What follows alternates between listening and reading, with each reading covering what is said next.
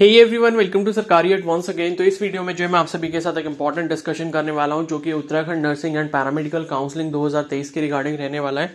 तो जैसे कि आपको मैं प्रीवियस वीडियो में ऑलरेडी बता चुका हूं कि आपकी जो काउंसलिंग है एज पर लेटेस्ट न्यूज अभी 26 अगस्त से स्टार्ट होने वाली है। ठीक है, तो यानी कि कल से जो है आपकी काउंसलिंग स्टार्ट हो जाएगी।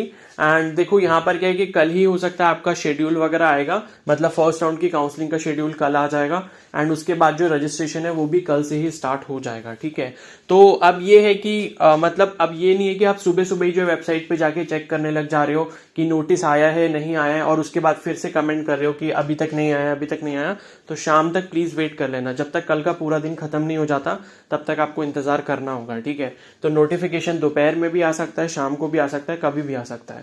तो ऐसा नहीं है कि सुबह सुबह ही बस जा रहे हो आपने मतलब ब्रश भी नहीं किया और बस वेबसाइट खोली और फिर यहाँ आके कमेंट में बोलोगे कि अभी तक जो है काउंसलिंग का कोई भी नोटिस नहीं आया। ठीक है, तो इतना पैनिक नहीं होना है, दोपहर तक भी जो है वेट कर सकते हो, शाम तक भी वेट कर सकते हो, तो कभी भी आ सकता है। ठीक है, अब न्यूज जो है देखो सभी न्यूज़पेपर्स में ये तो ऑफिशियल तो होगी, इसका मतलब कल से काउंसलिंग तो स्टार्ट हो ही जाएगी। तो अब यहाँ पर जो हम लोग डिस्कशन करेंगे वो ये है कि अभी जो आपको डॉक्यूमेंट्स की नीड होगी, ठीक है, अब जब काउंसलिंग स्टार्ट होगी तो आप मानकर ये चल सकते हो कि पांच से 7 दिन के अंदर अंदर आपको रजिस्ट्रेशन करना होगा काउंसलिंग का। उसी में आपको चॉइस फिलिंग करनी होगी, पेमेंट करनी होगी और उसके बाद आपका रिजल्ट जो है, मतलब अगर 1 हफ्ते का ये लोग टाइम देते हैं रजिस्ट्रेशन का, तो उसके बाद 3 दिन के अंदर अंदर आपका रिजल्ट आ जाएगा, 3 या 4 दिन के अंदर। ठीक है, तो आप मान के चल सकते हो कि आपको 10 दिन के बाद जो है यहाँ पर रिपोर्टिंग कभी भी करनी पड़ सकती है, जो भी आपको सीट अलॉट होगी, चाहे आपको गवर्नमेंट कॉलेज में हो या फिर आपको प्राइवेट कॉलेज में हो। ठीक है, तो अब हम यहाँ पर बात करेंगे डॉक्यूमेंट्स की रिगार्डिंग। ठीक है, कि डॉक्यूमेंट्स की क्या क्या नीड होगी। तो पहली चीज तो मैं यहाँ बता दूं, देखो काउंसलिंग में आपको कोई भी डॉक्यूमेंट्स की नीड ज्यादा नहीं होती है। ठीक है, अब प्रीवियस ईयर का मेरे को इतना अच्छे से याद नहीं है, बट फिर भी मैं आपको बता रहा हूँ कि डॉक्यूमेंट्स की कोई नीड नहीं होती है काउंसलिंग के टाइम पे। काउंसलिंग के टाइम में बेसिकली आपको अपने यूजर आईडी और जो आपका पासवर्ड है उसे लॉग इन करके बस पेमेंट करोगे एंड फिर आपको चॉइस फिलिंग करनी है। अगर वो डॉक्यूमेंट्स अपलोड करने को बोलते भी हैं तो ज्यादा से ज्यादा 10th के 12th के और आपका जो डोमिसाइल है और आपका जो कैटेगरी सर्टिफिकेट है, इन चारों चीजों में से कुछ ना कुछ आपसे अपलोड करने के लिए बोला जा सकता है। बट इसके लिए मैं आपको 100% अभी नहीं बोल सकता, कल क्या सिचुएशन होगी, कल वो लोग क्या बोलते हैं आपको अपलोड करने के लिए, वो कुछ भी हो सकता है। बट इन्हीं चारों में से रहेगा अगर वो अपलोड करने को भी बोलेंगे और कुछ वो अपलोड करने को नहीं बोलेंगे। ठीक है, तो अभी सबसे पहले तो डॉक्यूमेंट जो आपको अरेंज करके रखने हैं वो अपने 10th की सर्टिफिकेट, मतलब 10th का मार्कशीट 10th का सर्टिफिकेट, 12th का मार्कशीट 12th का सर्टिफिकेट, कैटेगरी जो भी है उसका सर्टिफिकेट हो गया और आपका डोमिसाइल सर्टिफिकेट। ठीक है, तो ये चारों चीजें आपको यहाँ पर अपने साथ रखनी होंगी। काउंसलिंग में ये आपसे अपलोड करने को बोला जा सकता है, बट मैं ये फिर से बोल रहा हूँ कि 100% श्योर नहीं है, क्योंकि मोस्ट प्रोबेबली काउंसलिंग में कुछ भी अपलोड करने को वो नहीं बोलते, बट बोला जा सकता है।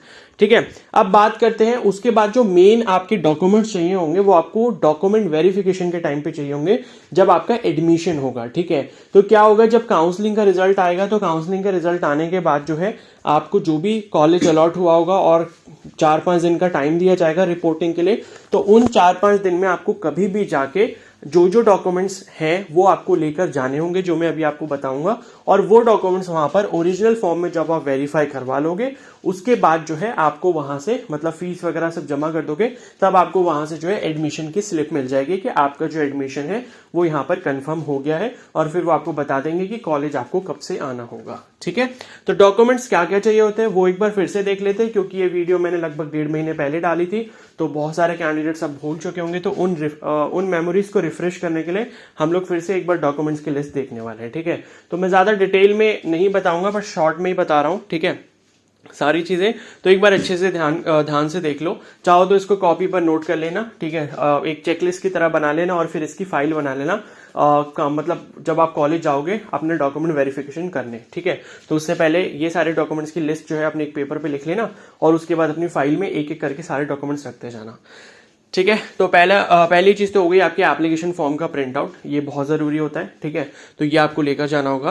एंड देखो ये सारे डॉक्यूमेंट जितने ही, इन्हीं में आपका काम हो जाएगा, इससे बाहर आपसे कुछ भी नहीं मांगेंगे वो लोग। बट हाँ, ये भी हो सकता है कि इनमें से कुछ डॉक्यूमेंट्स आपसे ना मांगे जाए, मतलब 1-2 ऐसे हो सकते हैं। ठीक है, तो वो ज्यादा जरूरी नहीं है, बट फिर भी मैं सारे डॉक्यूमेंट्स बताऊंगा ताकि वहां पर आपको कोई भी प्रॉब्लम ना हो। ठीक है, और तो पहला चीज हो गया एप्लीकेशन फॉर्म का प्रिंट आउट। अगर आपके पास सेव है तो अच्छी बात है, वरना आज ही लॉग इन करके देख लो अगर प्रिंट करने का दोबारा से ऑप्शन आ रहा है। ठीक है, अदरवाइज आपने देखो सेव तो किया होगा। और हमेशा चीज ध्यान रखा करो कि जब भी कोई एप्लीकेशन फॉर्म फिल करते हो तो उसका जो प्रिंट आउट है वो आप सेव कर लिया करो। ठीक है। तो एप्लीकेशन फॉर्म का प्रिंट आउट हो गया। दूसरा रिजल्ट का प्रिंट आउट। रिजल्ट का प्रिंट आउट का मतलब ये है कि जो आपकी रिजल्ट वाली पीडीएफ आई थी, ठीक है, अब कोई फाइनल रिजल्ट ये सब कुछ नहीं आएगा, वो प्रोविजनल का प्रोविजनली फाइनल हो गया अब, ठीक है। अब काउंसलिंग अगर कल से स्टार्ट होगी तो अब कोई रिजल्ट दोबारा नहीं आएगा, ये भी आपका डाउट था। तो रिजल्ट प्रिंट आउट का मतलब ये कि जो रिजल्ट की पीडीएफ आई थी, तो उस पीडीएफ में जिस पेज के ऊपर आपका नाम है, रोल नंबर है, जो चीजें आपकी लिखी हुई है या रैंक वगैरह जो भी लिखी है, उस पर्टिकुलर एक पेज का प्रिंट आउट निकाल लेना, ठीक है। वो आपको चाहिए, हो सकता है चाहिए, वैसे नहीं होता है, लेकिन फिर भी मैं बोल रहा हूं उसको रख लेना, काफी सही रहेगा, ठीक है। तो रिजल्ट का प्रिंट आउट समझ आ गया। रिजल्ट की जो पीडीएफ है, ठीक है, उस पीडीएफ में जहां पर आपका रोल नंबर, नेम ये वाला लिखा है, तो वो वाला पर्टिकुलर पेज आपको प्रिंट आउट करवा लेना है।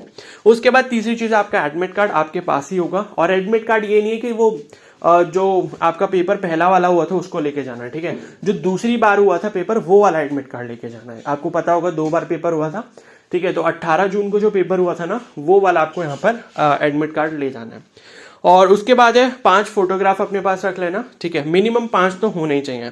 उसके बाद डोमिसाइल सर्टिफिकेट हो गया, यानी कि जो आपका स्थायी निवास प्रमाण पत्र है, जो ये बताता है कि आप उत्तराखंड के जो है बोनाफाइड रेजिडेंट हो, ठीक है। तो डोमिसाइल सर्टिफिकेट हो गया। उसके बाद 10th की मार्कशीट। मार्कशीट का मतलब ये होता है, 10th की मार्कशीट का मतलब ये है कि जिसमें 10th के सारे सब्जेक्ट लिखे हो और उन सब्जेक्ट के आगे आपके मार्क्स और जो ग्रेड, अगर किसी के में ग्रेडिंग सिस्टम है तो या तो ग्रेड लिखे हो या फिर मार्क्स लिखे हो या फिर सीजेपी लिखा हो, तो वो होती है आपकी मार्कशीट। उसके बाद पासिंग सर्टिफिकेट एक अलग डॉक्यूमेंट होता है, जिसमें ये लिखा होता है कि ये कैंडिडेट है और इसने इस साल में जो है हमारे यहाँ से, मतलब सीबीएसई बोर्ड से, जो भी आपका बोर्ड है, इससे क्लास 10th अपना पास कर लिया है। उसमें बस इतना लिखा होता है, ठीक है। तो ये आपका सर्टिफिकेट होता है। अब मैं ये बता दूं यहाँ पर कि कुछ डॉक्यूमेंट्स में क्या, मतलब कुछ बोर्ड्स में क्या होता है, आपके सर्टिफिकेट और जो मार्कशीट है वो एक ही डॉक्यूमेंट होता है। अगर ये दोनों अलग अलग नहीं होंगे तो आपकी जो 10th की मार्कशीट है, आप उसके ऊपर ध्यान से देखना, कहीं ना कहीं आपको लिखा हुआ मिल जाएगा मार्कशीट कम पासिंग सर्टिफिकेट, ठीक है। तो मार्कशीट कम पासिंग सर्टिफिकेट अगर इस तरीके से ऊपर मेंशन किया होगा तो इसका मतलब है कि मार्कशीट भी वही है और पासिंग सर्टिफिकेट भी वही है, तब आपका एक ही डॉक्यूमेंट से काम चल जाएगा। और अगर ऐसा कहीं पर भी नहीं लिखा हुआ तो इसका मतलब है कि जो आपके पास अभी है वो मार्कशीट है और आपको जो है सर्टिफिकेट फिर अलग से देना होगा, ठीक है। और हो सकता है कि आपने अगर स्कूल से नहीं लिया तो आपको अपने स्कूल में फिर पता करना चाहिए। उसी तरीके से 12th की मार्कशीट और 12th का पासिंग सर्टिफिकेट भी अलग अलग होता है और ये भी कुछ बोर्ड्स में सेम हो सकता है, ठीक है। तो मार्कशीट मैंने समझा दिया, जिसके ऊपर मार्क्स लिखे होते हैं आपके सब्जेक्ट वाइज, और सर्टिफिकेट में सिर्फ ये लिखा होता है कि ये कैंडिडेट है, इसका नाम ये है, ठीक है, डॉटर ऑफ, सन ऑफ ये, और जो भी मतलब आपका फादर नेम होगा वो सब लिखा होगा, और लिखा होगा ये कैंडिडेट ने जो है यहाँ पर अपना क्या बोलते हैं, मतलब पास कर लिया है, ठीक है, 12th पास कर लिया है। तो ये चीजें आपके यहाँ पर लिखी होती हैं, ठीक है। उसके बाद जो है ये चीज हो गई, और मैंने बता दिया मार्कशीट पासिंग सर्टिफिकेट में क्या डिफरेंस है, और वो अगर एक ही डॉक्यूमेंट होगा तो उसके ऊपर लिखा होगा मार्कशीट कम पासिंग सर्टिफिकेट। उसके बाद नेक्स्ट है आपका अलॉटमेंट लेटर। तो अलॉटमेंट लेटर अभी आपके पास नहीं होगा, ये कब आएगा, जब आपको सीट अलॉट हो जाएगी। तो सीट अलॉट होने के अगले दिन आप लॉगिन जब करोगे तो वहां पे अलॉटमेंट लेटर डाउनलोड करने का ऑप्शन आ जाएगा, ठीक है। मैं बता दूंगा अलॉटमेंट लेटर कब आएगा, तो तब आपको डाउनलोड करना होगा। तो जिसको भी सीट अलॉट हो जाएगी, रिजल्ट जब आएगा तब आपको पता लग जाएगा, ठीक है। एंड उसके नेक्स्ट डे आप अलॉटमेंट लेटर डाउनलोड कर पाओगे। और अलॉटमेंट लेटर में आपकी सारी चीजें लिखी होती हैं, ठीक है, और उसमें डॉक्यूमेंट्स की लिस्ट भी दी होती है, बट मैं पहले से आपको बता दे रहा हूं ताकि आप प्रिपेयर करके रख लो। और उसके बाद है आधार कार्ड ओरिजिनल, ठीक है। एक आईडी प्रूफ आपके पास होना चाहिए, तो आधार कार्ड आपका होना चाहिए। और ध्यान रखना कि आधार कार्ड में जो आपकी डिटेल्स है, name, father name, date of birth, ये सारी आपकी 10th के अकॉर्डिंग होनी चाहिए, तो ज्यादा अच्छा रहेगा, ठीक है। और अगर नहीं है तो फिर अगर आपका और कोई आईडी कार्ड है, जैसे ड्राइविंग लाइसेंस हो गया, पैन कार्ड हो गया, इस तरीके का कोई भी डॉक्यूमेंट जिसमें सारी डिटेल्स आपकी सही लिखी है, नाम, फादर्स नेम, ठीक है, डेट ऑफ बर्थ, ये सारी चीजें सही लिखी है, तो वो आईडी कार्ड अपने साथ कैरी कर लेना ओरिजिनल फॉर्म में, ठीक है। तो ये जितने भी मैं आपको डॉक्यूमेंट्स बता रहा हूँ, ये सारे आपके पास ओरिजिनल फॉर्म में होने चाहिए, ठीक है। तो आईडी प्रूफ हो गया। एंड उसके बाद आपका जो कास्ट सर्टिफिकेट है या सब कैटेगरी सर्टिफिकेट, ठीक है। तो मतलब आपने ओबीसी फिल किया था, देखो एक कैंडिडेट, अब दिमाग में यहाँ पर मतलब एक जो मतलब डाउट है कैंडिडेट्स के मन में, वो ये आता है यहाँ पर सभी के पास कि हमने जो है एप्लीकेशन फॉर्म में डीपीडब्ल्यू नहीं भरा, ईडब्ल्यूएस नहीं भरा, ओबीसी नहीं भरा, तो क्या हम अब काउंसलिंग में फिल कर पाएंगे? तो भाई नहीं फिल कर पाओगे, ठीक है, क्योंकि जो आपका रिजल्ट आया है वो उसी की कैटेगरी के अकॉर्डिंग आया है, और एंड जो अब आपकी काउंसलिंग होगी उसमें आपकी कैटेगरी यहाँ पर चेंज नहीं हो सकती, ठीक है। तो इस चीज को अच्छे से समझ लो। तो ऐसा नहीं है कि आप सोचो कि मतलब आपकी ओबीसी से काउंसलिंग हो जाएगी अगर आपने जनरल फिल किया था, या और किसी कैटेगरी से हो जाएगी या सब कैटेगरी से हो जाएगी, तो ऐसा बिल्कुल भी नहीं होता है। जो कैटेगरी आपने एप्लीकेशन फॉर्म में फिल करी है आपको उसी कैटेगरी का सर्टिफिकेट देना होगा, या उसी कोटा को जो यूज जिसको भी करा आपने, चाहे वो डीपीडब्ल्यू हो, एफएफ हो, ऑर्फन हो, जो भी आपने कोटा यूज करा है तो उसका सर्टिफिकेट आपके पास होना चाहिए। अब आपकी काउंसलिंग उसी से होगी, ठीक है। तो आपको जो है अपना सर्टिफिकेट लेना है, और ओबीसी के लिए ये लिखा हुआ है जो इन्फॉर्मेशन ब्रोचर है कि 3 साल से ज्यादा पुराना आपका ओबीसी का सर्टिफिकेट यहाँ पर नहीं होना चाहिए। अगर है अभी भी तो प्लीज उसको रिन्यू करवा लो, वरना दिक्कत होगी, ठीक है। और ईडब्ल्यूएस का भी देख लेना। ईडब्ल्यूएस की वैलिडिटी मेरे हिसाब से तो देखो शायद 1 साल ही होती है, अगर 1 साल से ज्यादा पुराना हो तो प्लीज भाई उसको देख लेना, जो भी करवाना है, ठीक है। ऑलरेडी मैं बहुत बार ये चीजें बता चुका हूं, बट फिर से बता रहा हूं, ठीक है। तो ओबीसी का देख लेना, जितनी भी मंथ की वैलिडिटी होती है, आई डोंट नो कि 6 मंथ यहाँ पर लेते हैं या 1 साल लेते हैं, बिकॉज आई थिंक सेंट्रल वाला जो उसके तो शायद 6 मंथ ही रहता है, यहाँ पर मेरे को नहीं पता कि 1 साल है या नहीं है, तो वो एक बार आप कंफर्म कर लेना। एंड उसके बाद जो है आपका फिटनेस सर्टिफिकेट, देखो ये फिटनेस सर्टिफिकेट आप तब बनाओगे जब आपका सीट अलॉटमेंट का रिजल्ट आ जाएगा, यानी कि फर्स्ट राउंड की काउंसलिंग का जब रिजल्ट आएगा और आपको जब ये पता लग गया है कि मेरे को सीट अलॉट हो गई है और एडमिशन कराने के लिए जाना है, तो आप क्या करोगे, आपके आसपास जो कोई भी गवर्नमेंट हॉस्पिटल होगा, ठीक है, सिर्फ गवर्नमेंट हॉस्पिटल का ही बनेगा और कोई नहीं बनेगा, तो गवर्नमेंट हॉस्पिटल जाके आप जो है जहां पर आपका पर्चा बनता है, ठीक है, तो जहां पे पर्चा बनता है उनको बोलोगे कि मेरे को फिटनेस सर्टिफिकेट बनाना है और यहाँ पर मेरे को एडमिशन लेना है, इस वजह से बनाना है, ठीक है। तो वो आपको सारा प्रोसेस बता देंगे। आई थिंक 150 रुपीज लगते हैं वहां पे, और बाकी पर्चे का जो आपका एक्स्ट्रा खर्चा होता है 14 रुपीज के आसपास जो भी आपका जो होता है सीएससी में, ठीक है। तो ये आपको जो है फिटनेस सर्टिफिकेट तब बनाना होगा, ठीक है। तो आई होप ये चीज समझ आ गई होगी। फिटनेस सर्टिफिकेट तब बनाना है जब आपको फर्स्ट राउंड की काउंसलिंग का रिजल्ट आ जाएगा उसके बाद। और उसके बाद यहाँ पर जो है ट्रांसफर सर्टिफिकेट, देखो टीसी अभी आपको नहीं लेनी है अगर आप मतलब कहीं पर कॉलेज कर रहे हो, ठीक है, मतलब स्कूल वालों ने तो देखो ले रखी होगी जिन्होंने 12th पास कर लिया है। और यहाँ पर अगर मान लो कोई कैंडिडेट ऐसा है जिसने बीएससी में, बीए में, किसी में एडमिशन ले रखा है, तो वो अभी टीसी ना ले जब तक आपका काउंसलिंग का रिजल्ट नहीं आ जाता। पता चला आपने काउंसलिंग से पहले ही जो है यहाँ पर टीसी लेके रख लिया और बाद में आपको पता चला कि काउंसलिंग में आपको कॉलेज ही नहीं मिला है, ठीक है, तो ये गलती आपको बिल्कुल भी नहीं करनी। बाकी जो कैंडिडेट हैं जिन्होंने अपना 12th पास किया हुआ है, भले इस साल किया है, पिछले साल किया है, या और कहीं पर भी उसके बाद एडमिशन नहीं लिया, तो आप अपने स्कूल से जाके टीसी ले लो अगर आपने अभी तक नहीं लिया है, ठीक है। तो 3 डॉक्यूमेंट आपको अपने स्कूल से लेने होते हैं। कौन कौन से? टीसी हो गया, सीसी हो गया और एमसी हो गया। टीसी मतलब ट्रांसफर सर्टिफिकेट हो गया आपका, सीसी मतलब कैरेक्टर सर्टिफिकेट हो गया, और तीसरा जो आपका एमसी है यानी कि माइग्रेशन सर्टिफिकेट। तो ये 3 डॉक्यूमेंट आपको अपने स्कूल से यहाँ पर लेने होंगे अगर आपने अभी तक नहीं लिए हैं, ठीक है। और बाकी जिनका कॉलेज चल रहा है तो वो अभी ये डॉक्यूमेंट नहीं लेंगे, वो डॉक्यूमेंट उनको अपने मतलब कॉलेज से ही लेना पड़ेगा, टीसी सीसी, क्योंकि आपने स्कूल वाली टीसी वहां पर ऑलरेडी जमा की होगी, ठीक है। तो ये चीज आप समझ लो। और तो जिसका भी कॉलेज चल रहा है वो अभी नहीं लेंगे, वो कब लेंगे? जब काउंसलिंग का रिजल्ट आ जाएगा, आपको कंफर्म हो जाएगा कि भाई मुझे सीट मिल गई, अब एडमिशन के लिए जाना है, तो उसके बाद जो है आप यहाँ पर अपनी टीसी सीसी अपने कॉलेज से निकाल सकते हो जहां पर भी अभी आपका कोर्स चल रहा है, ठीक है। और उसके बाद एक गैप सर्टिफिकेट फॉर ड्रॉपर, ये भी इंपॉर्टेंट है। देखो गैप सर्टिफिकेट बेसिकली किसके लिए होता है? मान लो आपने 12th किया, आपने कोई भी एजुकेशन करी, आपका ग्रेजुएशन भी पूरा हो गया, ठीक है, और मतलब ये है कि जो आपकी पिछली एजुकेशन रही है वो पिछली एजुकेशन को छोड़े हुए कम से कम 1 साल हो गया है या फिर उससे ज्यादा हो गया है।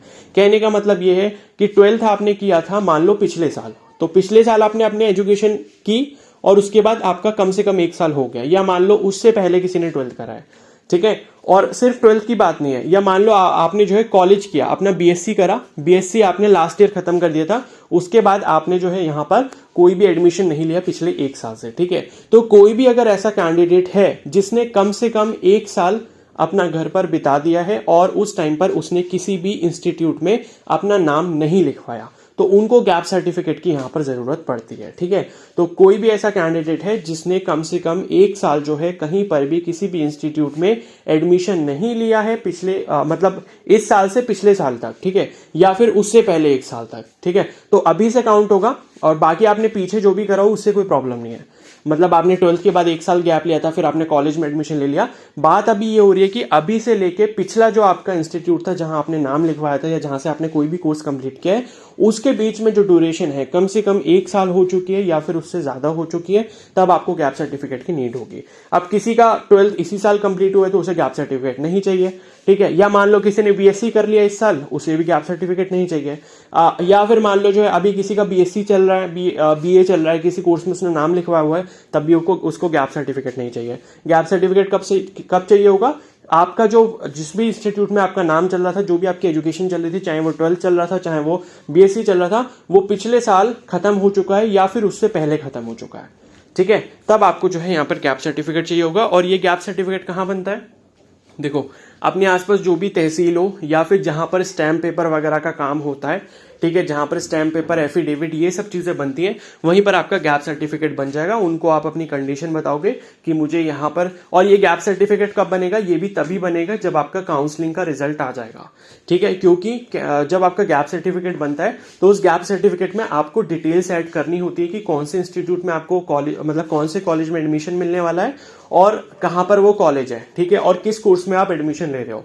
तो ये चीजें आपको ऐड करनी होती है। तो गैप सर्टिफिकेट भी आप अभी नहीं बना सकते, आप तभी बनाओगे जब आपकी फर्स्ट राउंड की काउंसलिंग का रिजल्ट यहां पर डिक्लेयर हो जाएगा, ठीक है। तो अलॉटमेंट लेटर अपने साथ लेके जाना जब आप अपना ये गैप सर्टिफिकेट एफिडेविट बनवाने जाओगे, ताकि उनको दिखाने में जो है मतलब आसानी रहे बताने में कि आपको कहां पर कॉलेज मिला है, किस कोर्स में मिला है, तो वो उससे देखकर आपकी एंट्री वहां पर कर देंगे, ठीक है। तो कहां बनेगा? तहसील चले जाना, या जो लोग स्टैम्प पेपर का काम करते हैं या जो लोग एफिडेविट बनाते हैं, तो आपके आसपास कोई भी होगा, अपने पेरेंट्स से पूछ लेना, उनको ज्यादा पता होगा, ठीक है, तो वो आपकी हेल्प कर देंगे। ये चीज हो गई। बाकी इसमें जो आपका खर्चा लगता है वो भी गैप सर्टिफिकेट में 100-150 रुपए, 200 रुपए इतना लगता है, ठीक है, तो ये देख लेना। उसके बाद आपका कैरेक्टर सर्टिफिकेट, माइग्रेशन सर्टिफिकेट, ये मैंने ऑलरेडी बता दिया। और उसके बाद है आपका एंटी रैगिंग सर्टिफिकेट। तो ये आपको अभी जरूरत नहीं होगी, इसका जो फॉर्मेट है ना वो कॉलेज वाले ही देते हैं, ठीक है। इसका जो फॉर्मेट है कौन देगा? कॉलेज वाले ही देंगे। फिर भी एंटी रैगिंग का चाहो तो बनवा के ले जा सकते हो, बट मैं सजेस्ट नहीं करूंगा क्योंकि वो अपना खुद का फॉर्मेट देते हैं। तो मेरे को नहीं लगता कि आपको इसमें पैसे वेस्ट करने चाहिए। पता चला यहाँ से बनवा कर ले जाओ और फिर बाद में आपको प्रॉब्लम दो।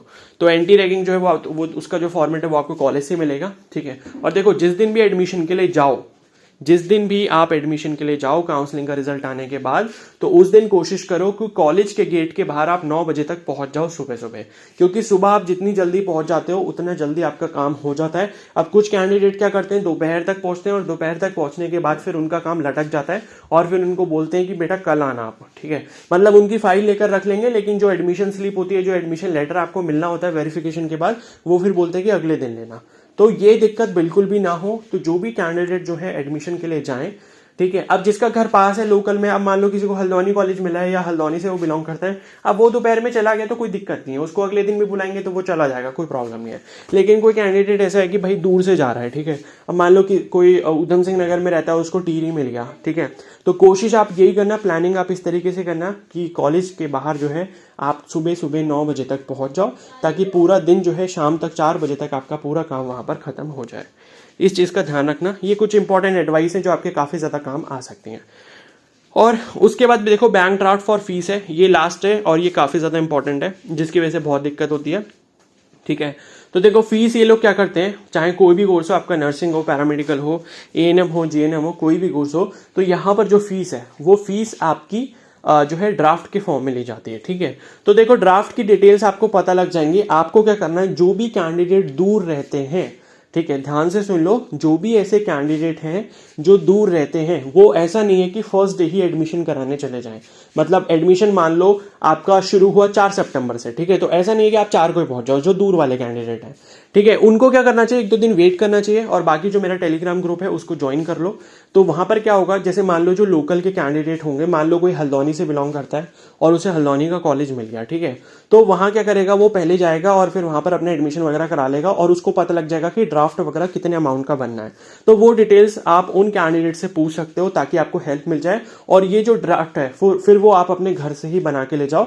घर से बनाने का मतलब ये नहीं कि अपने घर पे बनाना है, घर से बनाने का मतलब ये कि जो भी आपके आसपास बैंक हो, वहां बैंक में जाके आप उतने अमाउंट का ड्राफ्ट बना लो। तो ये बच्चों से डिटेल्स पता लग जाती है कि कितने अमाउंट का जो है ड्राफ्ट बनना है और किसके नाम पर ड्राफ्ट बनना है, ठीक है। तो ये चीजें आपको वही बता सकते हैं जो वहां पर जाके ऑलरेडी एडमिशन करा के पहले दिन आ जाएंगे या दूसरे दिन आ जाएंगे। तो दूर वाली जो कैंडिडेट है, इसीलिए क्या करें, थोड़ा रुक कर जाएं, ठीक है। या फिर आपको मतलब बहुत ही जल्दी जाने की, एडमिशन कराने की, तो आप एक काम ये कर सकते हो कि जब भी आप जा रहे हो बाहर, मान लो कोई ऋषिकेश से बिलोंग करता है या हरिद्वार से बिलोंग करता है और देहरादून जा रहा है अपने एडमिशन करवाने के लिए, तो ड्राफ्ट बनाने के लिए आजकल देखो चेकबुक काफी जरूरी हो गई है। तो आपका जिस बैंक में भी अकाउंट हो, आपका हो आपके पेरेंट्स का हो, कोई दिक्कत नहीं, किसी का भी अकाउंट चलेगा। तो वो उनसे आप बोलो कि भाई अपना जो अमाउंट है वो आप जमा कर लो अपने खाते में, ठीक है, अपने बैंक अकाउंट में उसको रखो, और उसके बाद जिस बैंक अकाउंट में आपका वो अमाउंट पड़ा हुआ है उसी बैंक अकाउंट की चेकबुक आपको लेकर जानी होगी, ठीक है। क्योंकि आजकल जो ड्राफ्ट बनते हैं वो चेकबुक से ही बनते हैं, क्योंकि बाहर जब आप जाओगे तो चेकबुक से ही बनाएंगे, वो ऐसे नहीं बनाते हैं, कैश से नहीं बनाते हैं, ठीक है। तो चेकबुक ले जाना बिल्कुल भी मत भूलना, वरना फिर आपको प्रॉब्लम होगी। वरना फिर उसका यही सोल्यूशन होता है, इधर उधर ढूंढते रहो, फिर बच्चों से बोलते रहो कि मतलब हमारा ड्राफ्ट बना दो, क्योंकि फिर जो चेकबुक लाया होगा उसी से फिर आप हेल्प ले सकते हो। तो इसीलिए मैं आपको एडवांस में ये सारी चीजें बता रहा हूं जो बच्चों को प्रॉब्लम फेस करनी पड़ती हैं, ठीक है। तो ड्राफ्ट के लिए क्या करोगे, बहुत ही जल्दी है, मतलब वैसे तो 1-2 दिन रुक जाओ, आपको पता लग जाएगा कितने का ड्राफ्ट बनना है, कैसे बनना है, ठीक है, किसके नाम पे बनना है, वो डिटेल आ जाएगी ग्रुप में, कोई ना कोई भेज ही देता है। वरना आप पूछ सकते हो कि भाई किसने एडमिशन करा लिया बता दो, तो ग्रुप में आपको बता देंगे। फिर भी आपको बहुत जल्दी एडमिशन कराने की है, मान लो आपको डिटेल्स नहीं मिल पाती, तो आपको करना यही है, अगर मान लो आप दूसरी सिटी में जा रहे हो तो अपना जो भी आपका बैंक अकाउंट है उसमें उतना आपको अमाउंट रखना है। मान लो आपकी 14,000 रुपये फीस है BSc नर्सिंग की, या मान लो 15,000 रुपये, जितनी भी है उतना अमाउंट लगभग आपने रख लिया, ठीक है। और उस बैंक अकाउंट की अपने साथ चेकबुक जरूर लेकर जानी है। तो ये सारी इंपॉर्टेंट चीजें थी जो आपको एडमिशन के टाइम पे ले जानी होंगी। बाकी इसके अलावा ऐसा कोई डॉक्यूमेंट नहीं है वहाँ जो आपको वहां पर चाहिए होगा, ठीक है। तो यही सारे आपके मोस्ट इंपॉर्टेंट डॉक्यूमेंट है। तो अब इस वीडियो को यहीं पर खत्म कर लेते हैं, काफी ज्यादा बड़ी वीडियो होगी, बट हाँ डिटेल में एक्सप्लेनेशन जरूरी है ताकि आप प्रॉब्लम से बच पाओ और आपका जो काम है वो कम टाइम में हो पाए, ठीक है। तो अब इस वीडियो को यहीं पर एंड करते हैं। हाँ, और एक और इंपॉर्टेंट चीज, जितने भी ये आपके सर्टिफिकेट हैं, ठीक है, जितने भी आपके सर्टिफिकेट हैं उनकी कम से कम 3 दिन फोटोकॉपी आप करा लेना। जैसे 10th के डॉक्यूमेंट हो गए, 12th के डॉक्यूमेंट हो गए, डोमिसाइल हो गया, और TC हो गया, CC हो गया, माइग्रेशन हो गया, ठीक है, और बैंक ड्राफ्ट हो गया, ठीक है। तो इनकी जो है कम से कम 3 फोटोकॉपी आप जरूर करवा लेना, और बाकी जो आपका कैटेगरी सर्टिफिकेट है वो भी, ठीक है। तो अब इस वीडियो को यहीं पर एंड करते हैं। आई होप ये वीडियो आपके लिए काफी ज्यादा हेल्पफुल रही होगी, और अगर ये वीडियो आपको हेल्पफुल लगे तो प्लीज जरूर लाइक कर दो, चैनल पर नहीं तो सब्सक्राइब कर लो और बेल आइकन को प्रेस कर लो, और इससे रिलेटेड जो भी इंपॉर्टेंट डिटेल्स है वो मैं आपके साथ जल्दी ही शेयर करता रहूंगा। Okay, so thank you and have a nice day.